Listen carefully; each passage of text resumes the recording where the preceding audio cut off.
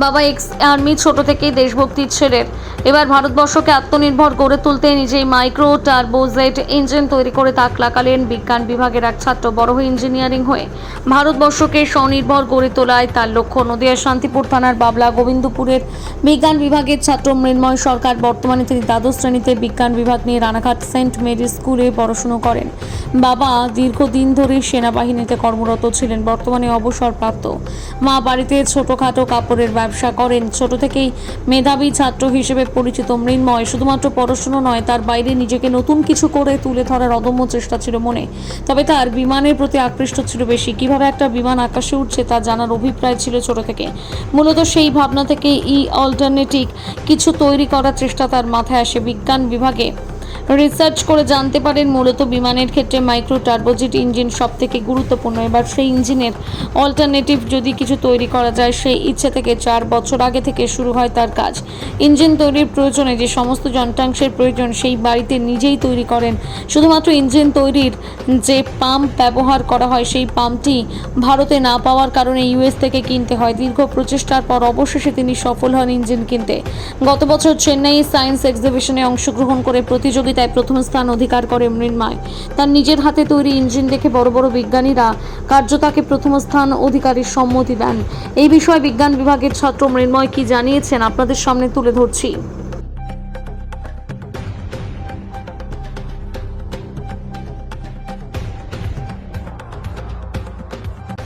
কিভাবে যাওয়া মানে ওর কিভাবে জানলে ওখানে একটা কম্পিটিশন হয়?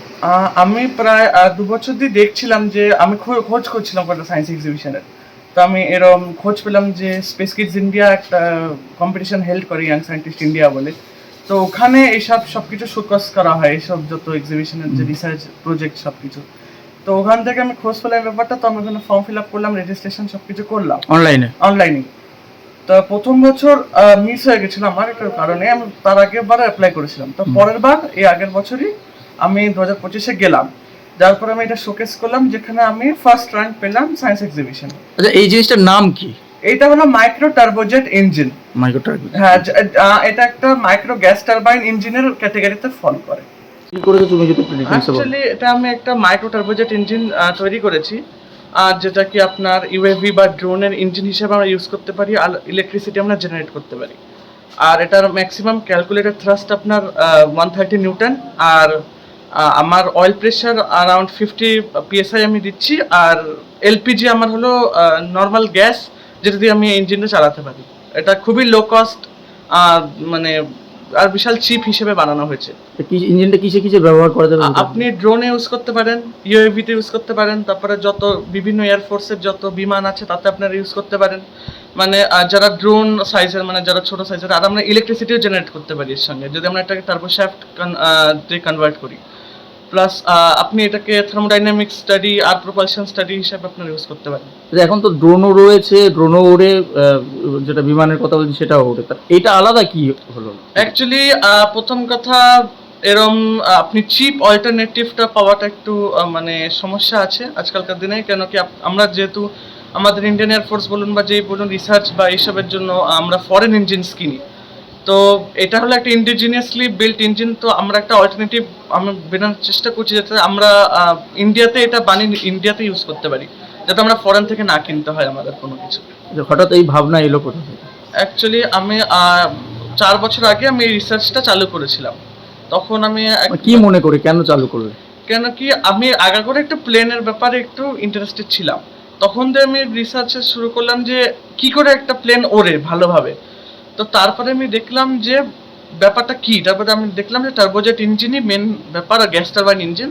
তখন দিয়ে আমি ভাবলাম যে আমাকে একটা এরকম তৈরি করতে হবে আমার দেশের জন্য। কেন কি দেশে এরকম অল্টারনেটিভ খুবই কম, আমরা বাইরে থেকে ইম্পোর্ট করি এসব ইঞ্জিন এর জন্য। এই যন্ত্রপাতিগুলো মানে কোথা থেকে কিনেছো আর কি কস্টে? আমি অ্যাকচুয়ালি ম্যাক্সিমাম আমার বানানো নিজেরই বানানো। এই যে কম্বাসশন চেম্বারটা, এটা আমি নিজেই বানানো। তারপরে এই ব্যাটারি ফ্যাটারিগুলো আমি এখান থেকে কিনেছি। আর পাম্পটা আমি শুধু এখানে ইন্ডিয়াতে পাওয়া যাচ্ছিল না বলে আমি ইউএস থেকে কিনেছি। এছাড়া আমার সব ইন্ডিয়াতে, টার্বো চার্জার সব আমি ইন্ডিয়াতে নেওয়া, কিন্তু এইসব কম্বাসশন চেম্বার ফিউল সিস্টেম সব আমার নিজের তৈরি করা। এটা কতদিন ধরে তৈরি করছো? আমি প্রায় 2 বছর থেকে তৈরি করছি, আর রিসার্চ হলো আমার 4 বছর থেকে। আরে, এটা কি রিস্কি আছে কিছু? হ্যাঁ হ্যাঁ, আপনি যদি ভুলভাল কিছু করেন, মানে যদি কিছু ডিজাইন যদি একটু কিছু ভুল হয় কম্বাস্টারের, তো বার্স্ট হওয়ার বা এক্সপ্লোড হওয়ার ভয় থাকে ওদের। মানে turbine failure, exhaust gas temperature high হওয়ার এসবের ভয় থাকে। তুমি এমনি কি করো, পড়াশোনা করো? হ্যাঁ, আমি এখন ক্লাস 12-এ সায়েন্স নিয়ে পড়ছি এখন। কোন স্কুলে পড়ো? সেন্ট মিনি সার্কিডিয়ান স্কুল, রানাঘাট। আচ্ছা, বাড়িতে আর কে কে রয়েছে? মা আর বাবা রয়েছেন। তারা কি করে? বাবা তো চাকরি করে, মা ব্যবসা করে। আর মা বাবাও বিশাল হেল্প করেছে ফাইন্যান্সিয়ালি, সব দিক দিয়ে আমাকে এটা বানাতে। তো এখন এই প্রোডাক্টটা তুমি কি চাইছো, মানে কি সরকারের কাছে তুলে ধরতে চাইছো? হ্যাঁ, আমি এটা সরকারের কাছে তুলে ধরতে চাইছি। আর আমি ধরতে চাইছি যে আমরা যেন ইন্ডিজিনিয়াসলি, মানে স্বনির্ভর হতে চাই এই দিকটা। আমরা অন্য জায়গা দিয়ে না নিয়ে, হাই কস্টে আর ইম্পোর্ট ট্যাক্স দিয়ে, তাতে আমাদের যে ডিপেন্ডেন্সি ওটাও কমবে অন্য দেশের কাছে, যদি আমরা নিজের দেশে তৈরি করতে পারি এরকম কিছু। কোন স্কুলে পড়ো তুমি? আমি সেন্ট মিনি সার্কিডিয়ান স্কুল, রানাঘাট। কি নাম তোমার, বাড়ি কোথায়? মৃন্ময় সরকার। আমার বাড়ি হলো বাবলা গোবিন্দপুর, শান্তিপুর, নদিয়া। ছেলে এটা কতদিন ধরে তৈরি করছে, আর কেন ও তৈরি করছে, এটা কি কারণে মনে হলো? হ্যাঁ, এটা ছেলে তৈরি করছে আজ 4 বছর আগে থেকে। ও শুরু থেকেই খুব মানে একটু দেশভক্তিটা বেশি, তো দেশেও দেখছে যে বাইরে থেকে সব ইঞ্জিনগুলো আসছে, তো বলছে যে মা আমি দেশেই কিছু করতে চাই যাতে বাইরে থেকে ইম্পোর্টটা না করতে হয়। তো তার জন্য শুরু থেকেই 4 বছর ধরেই ও চেষ্টা করেছে, তো সাকসেস হয়েছে। তারপর ও চেন্নাইতেও গেছিলো, চেন্নাইতেও ওখানেও ফার্স্ট হয়ে এসছে। তো এখন চলছে রিসার্চটা, এখনো করছে ও। এটা তো অনেকটাই রিস্কি, সেই জায়গায় দাঁড়িয়ে আপনারা কতটা সাহস জুগিয়েছেন? হ্যাঁ, এবার আমরা বাবা মা আমরা তো অবশ্যই সাহস যোগাবো। এবার ও মানে অনেক ছোট থেকেই করছে যেহেতু, তো আমরা ওর পাশেই রয়েছি। ওকে বলেছি যে তুমি করো, আগাও, ঠিক এটা হয়ে যাবে, ভয় পেও না, ভয় পেলে হবে না। জীবনে রিস্ক নিতেই হবে, জীবনে রিস্ক না নিলে কেউ আগাতে পারে না, তাই না? তো জীবনে রিস্ক নিলেই সে আগাতে পারে। আগামী দিনে ওর কি স্বপ্ন রয়েছে, মানে কি হবে, ইঞ্জিনিয়ার কিছু স্বপ্ন? হ্যাঁ, আমাদের তো স্বপ্ন যে বড় ইঞ্জিনিয়ার হোক, দেশের জন্য কাজ করুক, তো ওরও সেটাই স্বপ্ন। তো এটাই বলছি, সবাই আশীর্বাদ করবেন যেন ও আগে। এটা নিয়ে প্রতিযোগিতায় চেন্নাই গেছিল? হ্যাঁ, চেন্নাই গেছিল, চেন্নাইতে ও ফার্স্ট হয়েছে। হয়েছে। হ্যাঁ। কি নাম আপনার? আমার নাম শুক্লা সরকার। আপনার ছেলের নাম? নির্ময় সরকার।